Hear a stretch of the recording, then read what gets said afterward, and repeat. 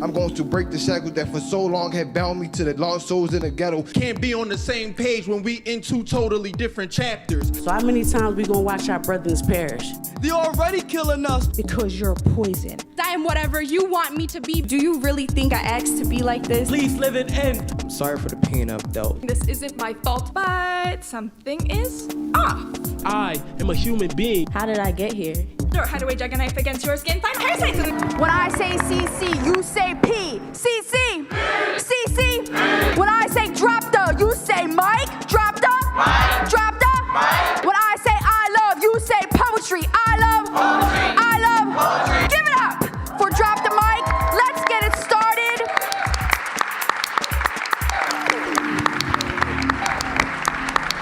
What's up, CCP? How y'all feeling today? I am so happy to hear that, and welcome to season 4 of Drop the Mic. Please give it up for Drop the Mic. Season 4. We're also 3-time Emmy nominated. Can we have some love for being 3-time Emmy nominated? We are so very excited about that because it just means that our poets are being recognized, our student poets are being recognized for the wonderful and powerful and heartfelt poetry that they come up year after year and share on this stage. So we're so happy that you're here to be with us now, to join us for welcoming all of these new student poets who will be joining us for season 4. So before we get started, I do have to kind of go over the rules so that everybody understands how our poets are being judged, and then I'm going to introduce our wonderful panel of judges. So every poet, we have 10 student poets who will be coming up this afternoon to perform. They'll perform in 2 rounds. This first show is round 1, and each poet has 3 minutes and 15 seconds to perform. If they go over 3 minutes and 15 seconds, then the judges are going to penalize them by taking a half point off for each second that they're over 3 minutes and 15 seconds, okay? And so I'd like to introduce our judges now. Please, can we have a round of applause for our judges before I get, yeah? So introducing our judge here who's closest to the audience, this is Kevin Covington. Please make some noise for Kevin. Kevin is a support coach in the Center for Male Engagement here at Community College of Philadelphia. And next to Kevin, we have Elizabeth Catanese. Please give it up for Elizabeth. She is an assistant professor here in the English department at Community College of Philadelphia. And next to Elizabeth, we have Alicia Dantzler. Please give it up for Alicia. She's a graduate of Community College of Philadelphia. She also has her bachelor's degree. Please give it up for being a graduate of CCP, and also she has her bachelor's degree. She is a poet here in the local spoken word poetry scene in Philadelphia. And next to Alicia, we have DeForio Barlow. Please make some noise for DeForio. DeForio is a testing specialist here in the testing center at Community College of Philadelphia, okay? So we're about to get started. Are you all ready to hear some poetry? Yes! Please keep that energy up for our poets. Poet on deck is Dave, and our first poet to bless the mic this afternoon is Barb. Please show some love for Barb.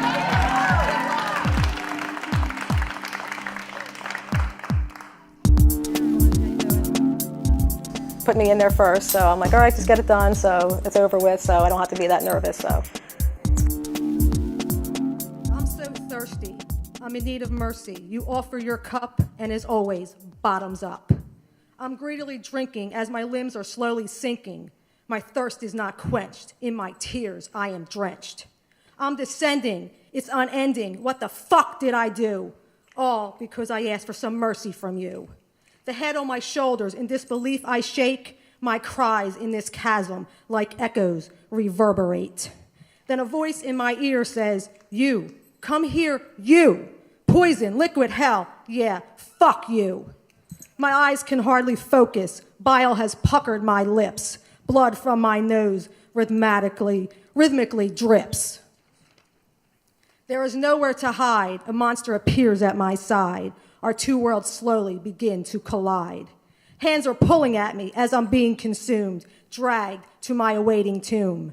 This poison slowly burns my soul as it yearns. Ah, liquid hell, why did I partake? This is one of my many, now my final mistake. On a road less traveled, one I never should have taken. That's the answer to my question. Why the fuck am I forsaken? and the flames at my heels are licking. Can anyone hear this ticking? I'm floating down the river Styx on a raft made of liquid fire. Do you know what this is? It's my fucking funeral pyre. Liquid hell hath no fury. You've appointed yourself my fucking judge and jury. But my ashes, they rise and swirl as I begin to unfurl. I'm now transformed into the phoenix. I am reborn. But I'm slow to realize my life is compromised. My command is your wish. I'm somehow transfixed in a hell of liquid. Because this liquid hell has me under its watery spell, my vision is skewed. So I cannot comprehend all the pain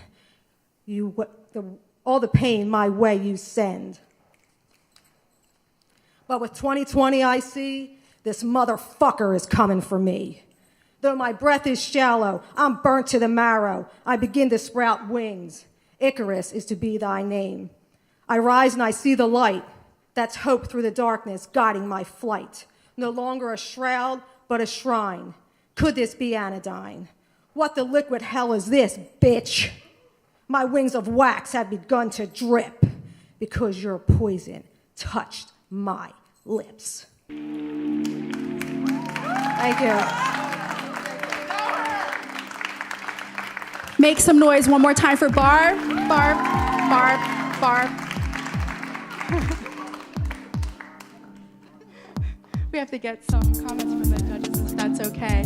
Kevin, do you have some feedback for Barb? Hey, Barb, welcome to the stage. First, I love the passion that you delivered. I like the symbolism. I like the fact that you were able to still keep connected with the audience, even though you're holding a piece of paper. You didn't let that hold you back. You were still mindful of kind of looking up and making sure you connected with each and every one of us. A lot of passion, a lot of strength in it. So really good performance. Thank you. Thanks, Kevin. Elizabeth? And not only was your poem an extended metaphor, but you also had amazing mythological references. I really appreciated the bit about Icarus and the river Styx as well. And I liked the line, cries in this chasm like echoes reverberate. A lot of great rhyme and great lines throughout. Well done. Thank you. Alicia? I like the way, first of all, you got up on stage with the attitude, and I'm like, ready that you were ready to go. You got yourself nestled in and comfortable, and then I really enjoyed the extended metaphor as well. Thank you. And DeForio? I really like the explosiveness of it. I wanted a little bit more. It didn't really do it for me right away, but I think with a little more practice, you'll be good. Okay. Thanks, DeForio. Thank you, judges. Please show your love one more time for Barb. She did a great job. So, poet on deck is Aster. Oh, I'm sorry, Barb. You have to go to the interview. I'm sorry. So if you just go off stage. You're fine. You're okay. It's the first show. We work out the kinks on the first show. So, poet on deck is Aster, and coming to the mic we have Dave. Please make some noise for Dave. Because I know I'm not the only one who's been through what I'm going through. The same way I can relate to other people's experiences from their spoken word, I know people can relate to mine. Thank you. Yeah.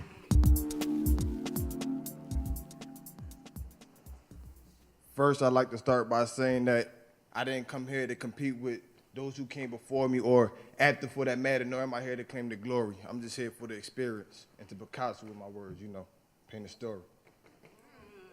See, since age 12, I've been doing time. January 12, 2006, I was sentenced to my first bid. Dang! No, keep going. See, since age 12, I've been doing time. January 12, 2006, I was sentenced to my first bid. Months, I did 29. Came home at 15, and not too much change, was still young, wild, and free, learning from my visual, but of course I couldn't see that the life that I was living, it just wasn't meant for me. At 16, acquired beef, ripping and running in the streets, and yes, I admit it's true, I was balling with the heat.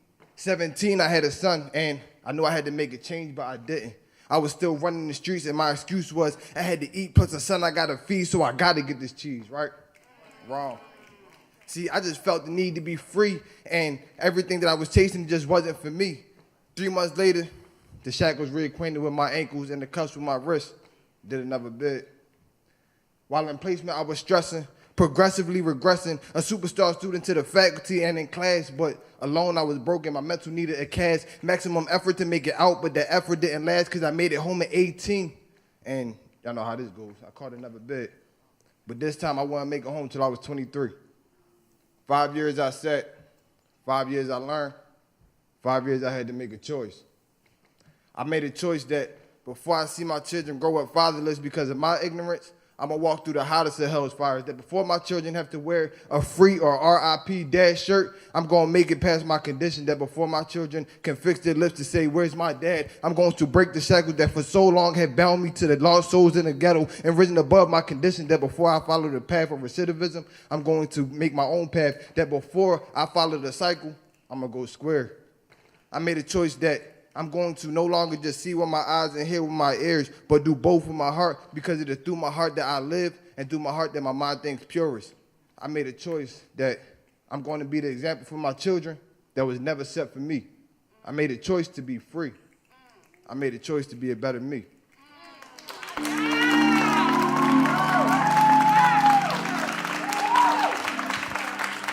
Give it up one more time for Dave.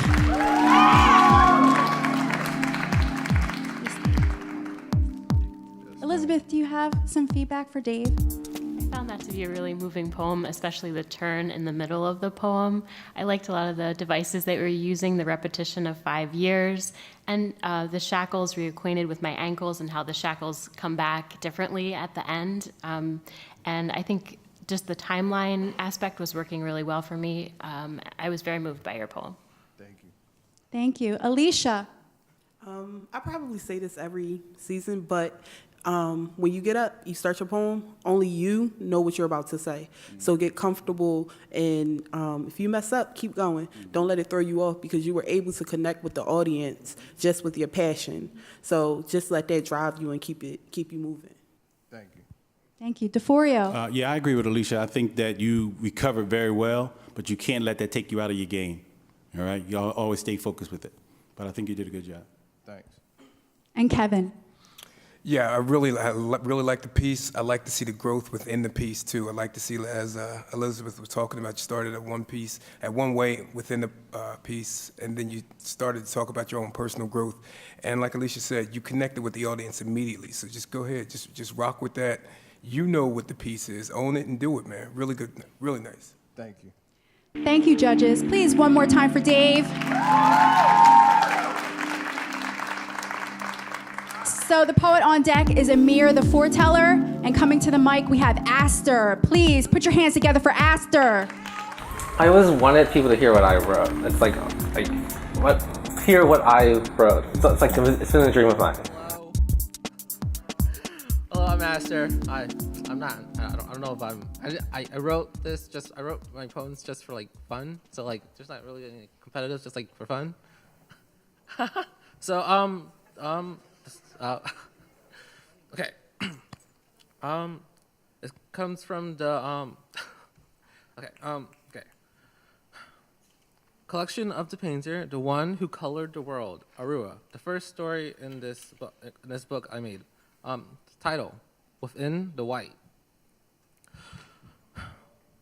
Once within the blankness of nothingness in which we now call our reality, it was just pure whiteness. Nothing existed, nothing flowed, nothing breathed, no blue skies, no black space, no color of any kind, until she came, born from some spontaneous miracle, some spark of life, and with her birth came our birth. She stained the universe, color was born, and with colors comes expression, emotion, feeling, motivation, time, and everything else we call laws. With purple came night, darkness, calm. With blue came day, light, joy. With red came daybreak, violence, anger, and rage. With green came life. With gray came death. She gave us many more, but these were the first. She shaped the world, the universe, filled it with so much. We call her now Arua. Once I got into reading what I wrote, I got better. And then the judges said that was good too. So I'm kind of happy. Please give it up one more time for Aster.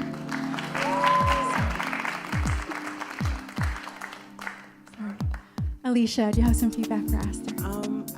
Well, for one, relax. It is not like if you're doing it just for entertainment, make it more fun for you. It is a competition, but if it's for you, just relax, get into your piece. And I like that you were very descriptive within a piece, and you took us on this journey. And I feel like I kind of wanted to hear more, but yeah, just get comfortable, relax, and do you. Thanks. Thank you. DeForio. I think once you got started and the tone of your voice made it a little more interesting for me, I want you to get over your nerves and not make excuses for it. Just get in and do the piece. Thank you. Kevin. Yeah, just like they were saying, just get to that point where you're relaxed, because once you got into the piece, it seems as though you transformed and went somewhere else, and you were much more relaxed in that piece. So just do what you have to do. Breathe. No one's going to yell. It's all right. It's family here. Thank you. And Elizabeth. I liked what you wrote as a creation myth story, and I wonder if you could do a whole series of them if you haven't already. I think it's really fantastic. Yeah, it's a collection I'm working on. I have Fantastic. more later. Yeah, good. We're excited to hear more later. Good. Thank you, judges. Please, one more time for Aster. Thank you. So the poet on deck is Sub-Zero, and coming to the mic we have Amir the Foreteller. Please make some noise for Amir the Foreteller. How's everybody doing today? My real name is Alexander Warwick. I remember coming here like it was yesterday. My people back there, they know me from Male Engagement. I came a long way. You know, other than everybody at Male Engagement for helping me out, and everybody for coming in tonight. This afternoon. God bless y'all. I got my name Amir the Foreteller. Amir was a spiritual name the Lord put on my heart. And Amir in Hebrew means one who gives orders. Okay, that's where it came from. And you know what I mean? My first name is the boy Al, aka Amir the Foreteller. Here it goes. The piece is called "The Struggle Is Real." How many of y'all know the struggle is real? Raise your hands. Say the struggle is real, man. Say the struggle is real. I didn't hear y'all. The struggle, you dead gonna write the struggle is real. Black, I'm a brother from the hood. I know it's real. I'm from North Ill. I represent the new North, I represent the new North Philadelphia. I represent North Philadelphia reality. I coin that phrase. What amazes me the most is how can you struggle so hard and make it to the top? Is it overnight? No, it took me 20 years, 2 decades, a dove. I love my brothers and sisters so much, I'll lay down my life for them. That's how much I show them love. See? Don't nobody give you a daggone thing if you earned it, unless you've earned it. I dig Farrakhan when the brothers telling me brothers and sisters got to come together. But as a brother, can you make somebody go to school? If they don't want to go, can you make them go? Let's get real, man. I love the brother Farrakhan. I love everybody from the temple. But if you one-on-one it, you can't make nobody go to school. You can't make nobody read a book. You can't make nobody drive to school if they don't want to go back. I think, brothers and sisters, it's about the fact that I want to do it, but I don't want to do it. You admire somebody, you want to be in their shoes, but you don't know what it takes to be them. You got to put in that work, that grind. I do this so much. I rehearse in my house where my mom live at. I be that deep with it. I'm done up. I work so hard at this craft. I've been doing it for 20 years, so y'all better laugh. It's the boy Al, a.k.a. the Amir the Foreteller. I'm trying to get paid, but everything in life ain't but the cash. It's all about balance, you know what I'm saying? Peace, y'all.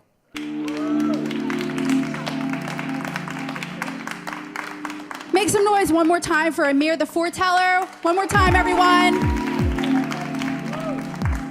DeForio, do you have some feedback? Amir, I want you to enunciate a little more so people can understand what it is that you're saying. Yes, sir. And I got a little confused with the story, and you brought us back around eventually. So I appreciate that, and I appreciate your effort. Thank you for your honesty. We all got things to work on. Yes, ma'am.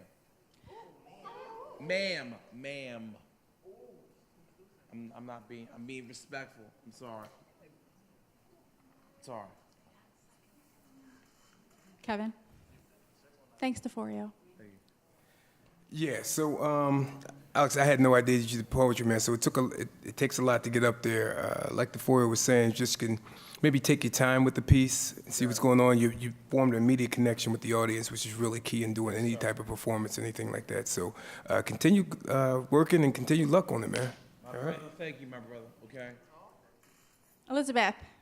I appreciated the rooting in North Philadelphia, and also I thought maybe in the poem, when you get to the education aspect, more suggestions or narrative around education would be great. I liked that particular turn in the poem. Yes, ma'am. Thank you. Out of respect. Thank you. And Alicia. I feel like I think like if you provided a little more clarity throughout the poem, like a actual beginning, middle, and end, so we know where we're going with you along the path, it would have took us on a journey more so. I feel like you have a lot of personality, which came out through the piece, but if you had those pieces included, it would have made it like a better experience for us to take that journey with you. Hold on one second. Thank you, judges. Thank you so much. And I just want to take this opportunity to say, right, since Amir is still on stage and since we still have like another round of poetry to go and more poets to go here, I just want to ask everyone to please make sure that they're being respectful to our judges, okay? Because our judges have been with us now for 3 seasons, going on 4 seasons, and we would not be able to do the show without our judges. Please, can we show love for our judges? And so even if you think that you're not being disrespectful to our judges, I just want to make sure that you are, holding yourself in the utmost decorum, and that when you are addressing our judges, you're addressing them in the way that they would like to be addressed. So I just want to make sure that we're saying that. And at this time, actually, we have to ask you to go back to do your interview. Thank you. Thank you, Amir. Please, one more time for Amir. Coming to the mic, we have Sub-Zero. Please, make some noise for Sub-Zero. I've been writing poetry since I was 8 years old, so doing this I feel like it's one step higher to the potential I have.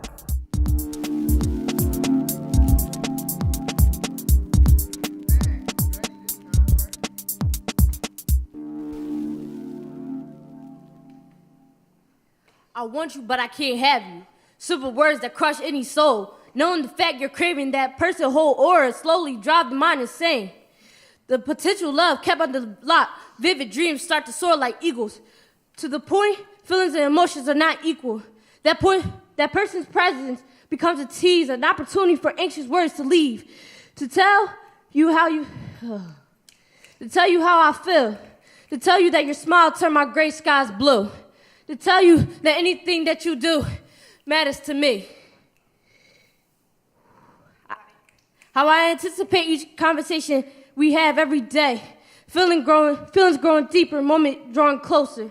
But for now, I can't have you, realizing that I want you. I'm waiting for the time where I can show you. Spoken words from a silent voice. Thank you.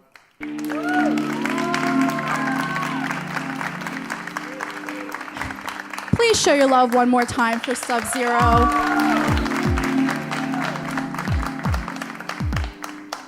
Kevin, do you have some feedback? Dude, welcome back, Sub-Zero. We worked on it, so you got your voice back. I would just say, just watch your pace. The piece was really good. Watch your pace, and then also, just kind of remember to look up and check us out, just to connect with the audience. But you know how to do this. This is you. Make that stage yours. You just seem just a little rushed for this first piece, but it's a really good piece. Thank you. Elizabeth. I loved the sense of longing in the poem, for sure, and as well as some of the similes within it, like the vivid dreams soaring like eagles. Again, I think if you just slow it down, it will be even more fantastic. Good job. Thank you. Alicia. Hey. I do like that I feel like I see some growth in your writing. From the last time you were here, you actually took the time to like clearly express what you wanted to say, and I really do appreciate that. It's always good to see poets grow. So I really appreciate that. And just relax, take your time. That's all I have to say. Thank you. And DeForio. I don't want you to let your nerves take away from your performance. And I think that's what you did this time. And I saw you early in the semester, and you said you were getting ready. So I felt like you were ready. I was waiting for you, but I think you let your nerves get the best of you. And I think when you come back, you'll be a lot better. But I wasn't bad. It wasn't bad, though. Thank you, judges. Please, one more time for Sub-Zero. Thank you. And please, can we have a round of applause for all of our poets who meet up the first half of round one. We are now at the middle of our lineup. And on deck, we have multi-dimensional. But to the mic now, we have Don Fiction. Please make some noise for Don Fiction. When I was in middle school, I was really good at writing short stories, so my teacher noticed I used a lot of figurative language and asked, did you ever try poetry? So I decided to give poetry a try, and then I just fell in love with it ever since. Yes, she is strong. Her hips bear the weight of childbirth like Atlas bears the weight of holding the entire world in his hands. Yes, she is influential. Her walk speaks for her so that her mouth doesn't have to. Her presence stomps into rooms before she even gets there, making guys tremble in their seats and making a pair of Timberland boots feel like a pair of flip-flops. Yes, she is intelligent. She is a modern-day Einstein. She made me realize that our relativity is she equals ME squared because I have to double myself more just to be as good as her regularly. And yes, she is, in fact, a queen. And you'd be dead wrong to sleep on her. That'd be an even bigger mistake than the hare sleeping on the tortoise. And than the hare sleeping on the tortoise. And you may see her as being less than. Oh, trust me, you can never be more than or equal to her. For she makes money moves faster than Cardi B, is a one-man army on her own like Joan of Arc, and has more class and more sass than Queen Elizabeth and Latifah put together. And Queen Elizabeth and Latifah put together. And you sit up here in front of me telling me how much she needs you in her life? That's a better sense than if I was to knock some sense into your head. Guys always think that Q could never live without you in their lives, but let me tell you something. Q has been constant way before you ever came around. Like how Q constantly does that 9 to 5 every day, working her fingers to the bone. Like how Q is there for everyone more than she is herself. Like how Q gives up her dreams so that others can live out theirs. And you treat Q this way. And Q could love you more than she ever could love herself. But maybe it's time Q start realizing why you come second in the word queen and why she is capitalized first. Because while almost every Q word has a U, she will always be a queen, even without you.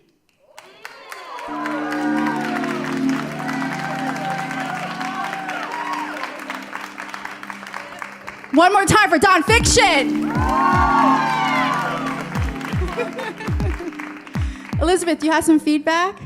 That was fantastic. I loved your confidence on the stage. I really loved all the mathematical language that you were doing, and it was, I'm sure, extremely complicated to memorize that poem because there was such amazing, wordplay going on. So nicely done. Thank you. Alicia. When you started, I was like, yo, who gave this dude my bio? You used to start spitting, talking. No, you did a really amazing job. I see growth in you as well from last time. You did an amazing job with the piece in itself. You just dropping bars after bars after bars. Just next time you mess up, take your time, reset, get back into it. Thank you. DeForio. I think it's really funny, each time you connected with one of the girls in the audience, you start cheesing. Yeah, I got that. Really good job. I think probably more than 360 improvement from last time. So you did a good job. Thank you. And Kevin. You just seem real uncomfortable on the stage and not sure what you want to say. It's funny because as judges, when we hear somebody take the mic, so we naturally think there's going to be a pause, but you went right into it, which is really good. You had a lot to say, you said a lot, you owned it, and like Alicia was saying, you know your piece. So if you feel as though you forgot something, use it as dramatic pause. And just take that little step back, because we're going to be back on the edge of our seat waiting for you to say what you got to say, and then just deliver it. But really good piece, man. Really good. Thank you, judges. Yes, please, one more time for Fiction. So the poet on deck is Maniza, but coming to the mic, we have Multidimensional. Please put your hands together for Multidimensional.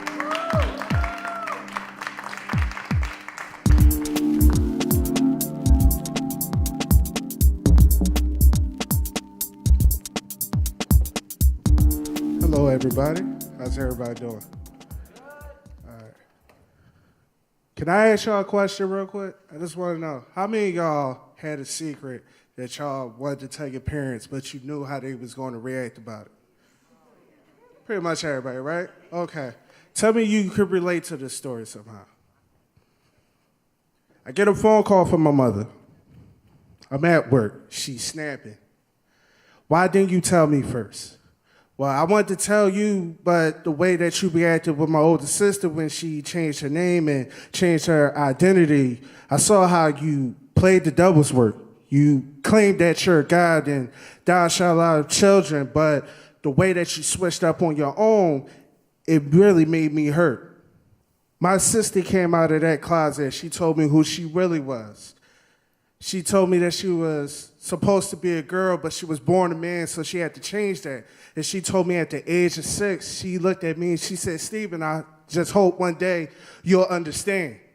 So now here I am at the age of 12. I done watched so many things happen in my lifetime. I remember coming across this boy who used to play Yu-Gi-Oh with me, and he said that you will understand that your true feelings is something that is highly explosive to your family because of their misunderstanding, their misguidance, because I couldn't provide my actual truth. I tried to hide that. Had my daughter at a certain age where I understood what nobody could ever tell, that lie that I had hidden within the truth. I finally was able to tell my mom 3 years ago who I am. I love women and men. That's something that was embedded in me. But she said if God was a real man, he would have told you how he don't love you for who you are. I said, that is a damn shame. Pardon my language, Mom. But fuck it. I might as well just be real about it. You cursed me out and kicked me out your house when I had no one. Fuck it. Now my feelings is flying super high, frequent flyer mileage. I couldn't take that trip back to who I used to be. 4th grade, where these other quote-unquote niggas used to pick with me. They used to question who I was. Girls used to say, oh, he has a butt like a girl, but can he mingle like a man? Well, fuck it, here it is. I'm telling you who I am. I am nobody different. I am still your son. I am still the one who stood by you when my father used to put hands on you and tell you you'll be okay. I am still the one who saw you as a hero when you took care of 5 kids by yourself and worked 2 jobs. But you played competition with favoritism. You put my own brothers against me somehow, but we all band and unite together as I still stand in this light that you wish it was a shadow when you couldn't see me. I am something that is so neat, something that you couldn't be. But Mom, this is my secret. I'm sorry, but I'm not sorry. I just hope sooner or later, before you leave this earth, we can finally talk and just call it even.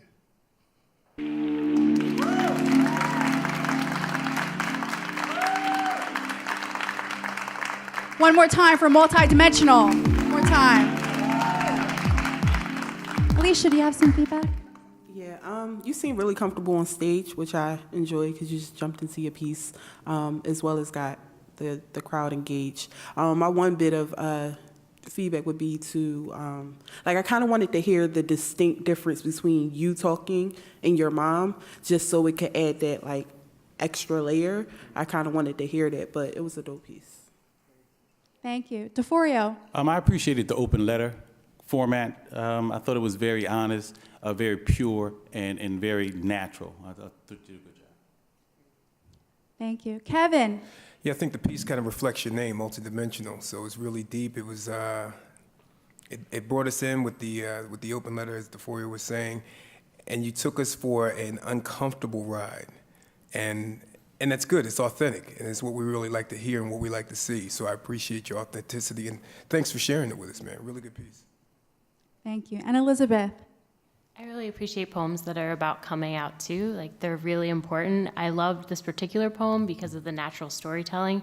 At the end, I liked the rhythm of the I'm still the one who does this, I'm still the one who does this, sort of trying to convince people that you are who they know, but they're just learning some other aspect of your identity. I was very moved. Thank you, judges. Please, one more time for multi-dimensional.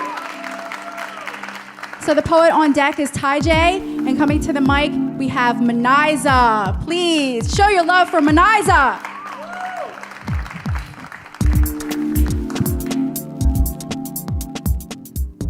Before I start my poem, I just want to thank Michelle for giving us the mic to speak on. This is my third time on Drop the Mic, so.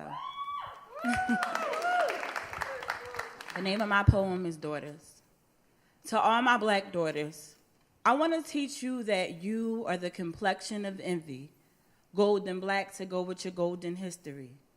I want to prepare you for hateful conversations and tell you to wrap your hair so everyone knows you're African goddess, you're beautiful, like Egyptian skies at night, like a tan Indian woman, like Snickers, Milky Ways, and Kit Kat bars, the color of pure things untainted. The taste of a sweet, dark wine, but you don't age. I want to show you how to wear your dark skin like designer clothes. Your complexion is expensive in the sun. The sun is the golden elixir to keep you shining like night stars. And if anyone ever tells you anything different, I'm going to sit you at the table and I'm going to teach you how to write bars. I'm going to tell you how the world don't want us to be famous because we be the only shining stars. The darkness of our skin may just dim their lights. No one wants to admit how my black skin is so bright. I'll give you lines so you can be prepared for the ignorant comments people will say about your beauty. You're pretty for a black girl, or my favorite, you're pretty for a dark girl. You will be an even darker version of Rudy. As a camouflage from the hate, I'ma buy you black rubies. See, colored people are beautiful like rainbows, and the color of our children no one may ever know. But no matter what your complexion is, never be upset though. Be sure you rock your skin proud and wear a fro. Light shades of dark skin, I'm in love with everything about you. If I had to change you, I would keep you the same. You're the complexion of sugar daddies, caramelized candy, rich honey, the rise of the sunset, and you glimmer like golden nuggets. All shades of black have a story, and if we were the same, it would bore me. It's beautiful how we're diverse like different countries. You shine like a bright orange sun. Your shade of black is not better than mine, and my shade of black is not better than yours. Your color is divine. You're beautiful and exotic like palm trees, black sand, and blue seas.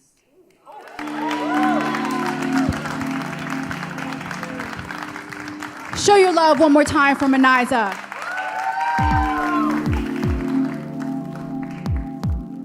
DeForia, do you have some feedback? Just dope. Just dope all the way around. Nothing more, nothing less. It was dope. Thank you, DeForia. Kevin. Sure, you're right. It was, yeah. I mean, it took us on a ride up, down, in, out, deep. Slowed it down, then you brought it up. It's, yeah.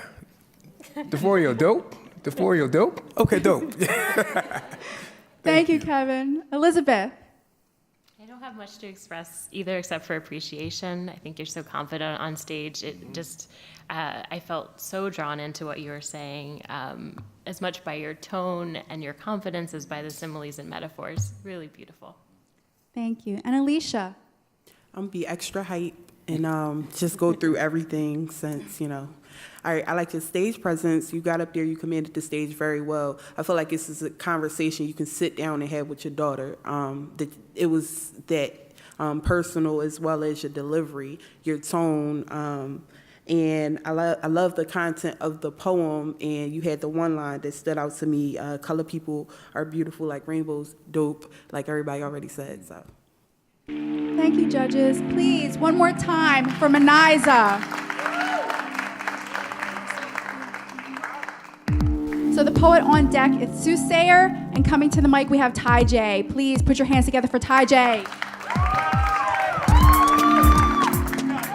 So my poem was about addiction through the eyes of a woman, because I feel like addiction is something that's not really talked about. I'm waiting for this cough syrup to come down and put me out of my misery. Passers-by already consider me to be the walking dead, you know, something like a zombie, considering how I never fall down no matter how strung out I am. My raggedy sleeves hang low to cover up the burning scabs. I can't stop picking at sleeves as low as my self-esteem, knowing I am killing myself slowly, chasing that euphoric high I felt the first time I allowed her to enter my bloodstream and alter my mind completely. Now I can't focus on anything except for when am I getting high again. But I wasn't always like this. It was supposed to be a one-time thing. The end of all my problems, not the start. They told me it would be fun, that everyone was doing it, that she was the gateway to pure bliss, yet she did nothing but unlock the doors to this forbidden path. Engulfed by darkness there, I am met by a stranger as I found comfort in his dirty arms, as the only illumination coming from a lighter. As we sparked up and shot up, I lose all recollection of who I am, because the only name I respond to now is crackhead. And after my frequent visits with Mary Jane and crack cocaine, I am now left shackled to a pipe and chained to the corner of Zombieland as my life goes up in angel dust. She branded her name on my lips, blackened my lungs, stained my thoughts, sunk in my face, reduced my weight to just about nothing. Paranoia washes over me with every police car passing, my skin crawling as I attempt to scratch away at these pestering urges that completely take over my body, a body that doesn't even belong to me because it's daddy's now. As I have to get on my knees to pay off his debt, she shoves me further into this cage of addiction and locks me in. I cry out for help with every sign I write, but society passes me. Their heads held high with pride, so much so they can't even spare some change. They believe that this is a choice and not a mental illness. Like I asked to be like this, but do you really think I asked to be like this? Alone, ashamed, an addict. Like I prayed to the heavens and stars above to be a fiend. I know this may seem hard to believe, but I once had vibrant dreams, neon and colorful, but the only dream that seems to be coming true is me chasing that dragon. With every fiery breath, all my family relationships are left shattered, friendships ruined, but the only friend who stuck around, her name is crystal meth. It's crystal meth. Listen, I've tried to break free, release my sins and come clean, become a working cell in this body that is society instead of being cancerous. But do you know how many facilities pick and choose what addictions they want to treat? 68%. The other 32 just slam the door in my face because one addiction is more curable than the others. Doctors are blinded by their own ignorance, like I'm not human. Their heads held higher, believing that I can't fight this without the weapons of their expertise, because you know that pharmaceutical companies are the second biggest businesses next to the prisons, but what's the difference? You're still trapped.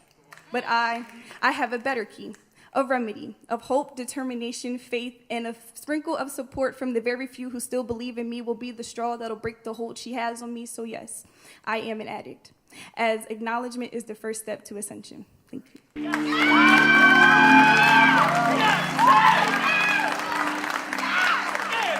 One more time for Ty J.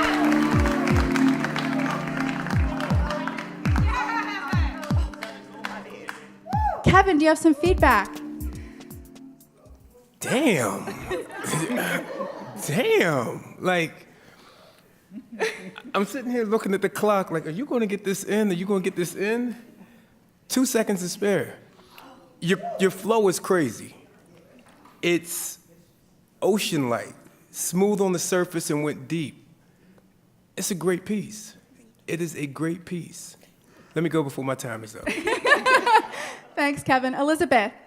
I love so many of the lines that were in there. It was just like every line was something new and interesting. I liked the end of all my problems and not the start, sort of giving us an empathetic perspective. They believe it is a choice and not a mental illness.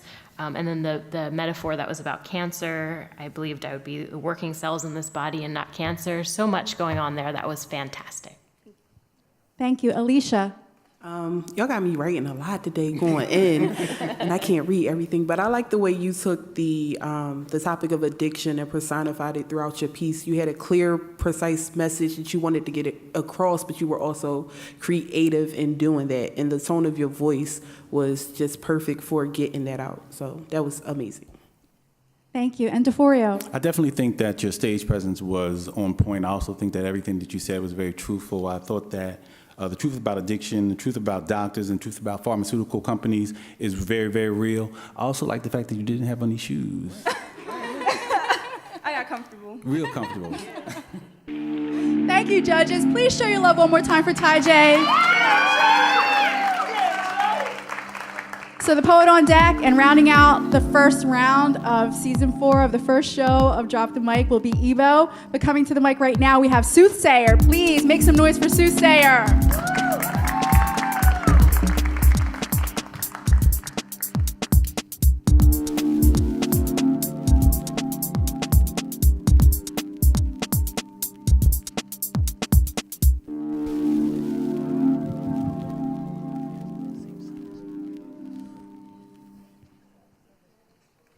They say I played the victim, but I was born the victim when I came into this world growing up in today's society.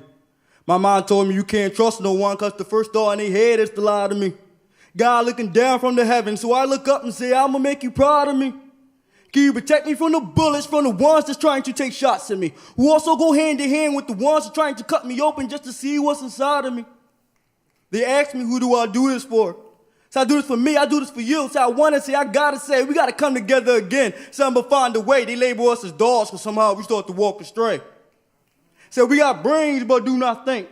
Within our own demise, we choose to sink. We should be multiplying instead, we rather go extinct. They ask me, who do I do this for? I tell them I do this for the ones y'all murdered, the ones who can't do no more. They over there laughing, saying y'all niggers are stupid, y'all niggers are clueless. Y'all can't go back home, y'all niggers are ruthless. They say we shouldn't exist because our every being is wrong. This world is devastating. This earth was made from God's hands, but today it's the devil's making. They already killing us. We killing each other, shooting kids, disrespecting our mothers. For false gods, we turn on our brothers. They don't want to see us come together because they're scared of us. So they trying to think of a way on how to take care of us. And the way to take care of us is by killing us off, 1 by 1, 2 by 2, 3 by 3, so forth and so on, just to strike fear on us. They got ears, but they not hearing us. These deadly hollows, they wake up planning on taking one of us out as they put on their hollow shit. They made sure to pack a good amount of hollow clips. Because to them, we all look the same. They rolled up with my brother, said we got evidence and witness you was taking this and put the chains on him, trying to take him down to the plantation. Well, today the plantation is the police station. But anyway, they said to the station, you about to take this trip. He said I wasn't taking shit. He said I got rights. They said you had to remain silent and pull out their guns, said unless you want to take these clips. So I was born in the system. I feel like that's when I first got a fingerprint. We was born black, you know we was gonna be facing shit, rolling up our problems. This our way of facing shit. We rather face an L than face a clip. So my brothers and sisters in jail, there's really no difference between us. Y'all doing life, we doing life. Y'all fighting against time, we fighting against time. Y'all praying for y'all freedom, we fighting for our freedom. The only real difference is the bars in between them. In Syria, there's a pool of blood in our bodies, like the economy, we took a major dip. South Philly, you're paying on some major shit. On May 13, 1985, in West Philly, black community was bombed, killed 11 people and 5 children. That day, we took a major hit. Today, I'm thinking to myself, during that time, why nobody thinking about getting that major hit? It's because you're trying to fight violence with violence, because it's black on black crime. But was it black on black crime when that mayor was black at that time? You over here worrying about what celebrities doing, their job to distract you from the major shit. This world need a major fix. Thank you.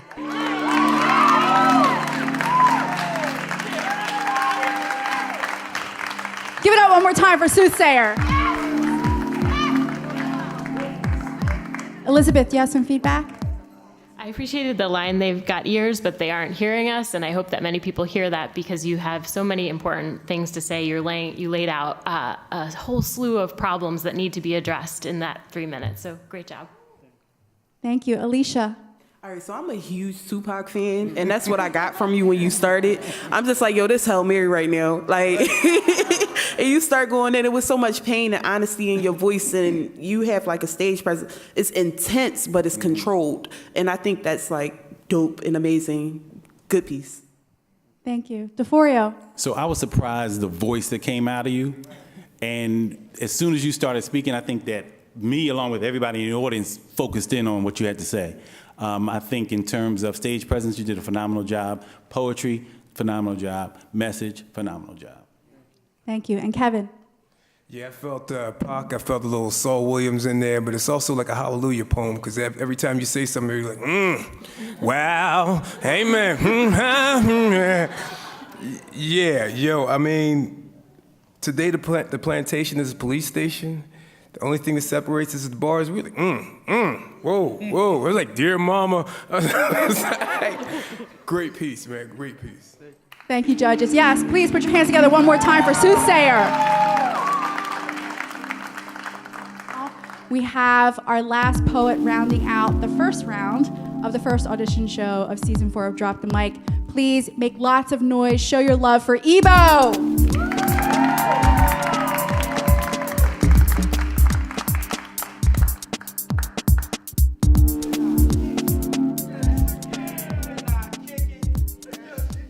Can I kick it? Yes, you can. I must have heard that Tribe Called Quest song. Can I kick it? Yes, you can. Can I kick it? Yes, you can. Can I kick it? Yes, you can. Freeze. Now, while I hold you in captivation, what I give you is grace. A road full of imagination in an imminent space. A road full of imagination in an imminent space. To move mountains, we'll cool fountains just to give you a place where peace isn't obsolete. It's an infinite space full of possibilities. Don't let the energy waste, because as soon as the connection dies, I can't keep you awake. No metaphors, this is straight talk. Hope you have sweet tooth, because every 16 that I sing comes across smoother than a cakewalk. My brain churns hot grease like pop shells, so every stray burns like a Molotov cocktail. Drop scales and lift books, cause this looks similar to boiling water, just let it cook. You with me? Now don't be picky, be careful to flow magic. It might get tricky, I know you're iffy. Understand the message to your brain and feel the circulation as it travels through your veins. Your emotions begin connecting and your thoughts begin to gain such extraordinary speed that you can probably catch a train. See, now you have retained, and now you can contain, and with all that energy, your life will never be the same. Peace.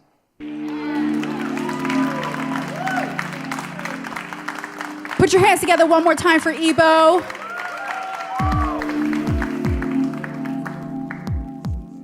Alicia, do you have some feedback? Your flow was dope. How you gonna say this not a metaphor, it's real talk, and then hit us with these dope, intricate metaphors, right? That was dope though. Like I dig the piece. I like your style. I like your flow. Good job.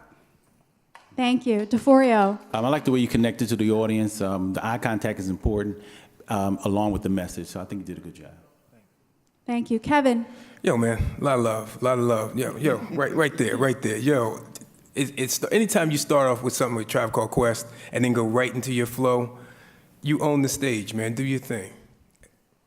Thank you. And Elizabeth.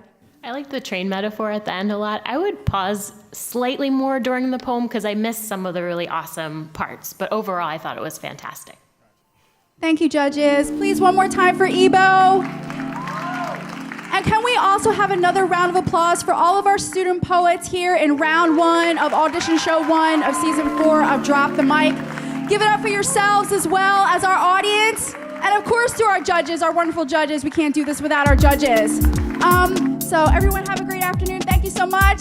We'll see you again for taping of round 2.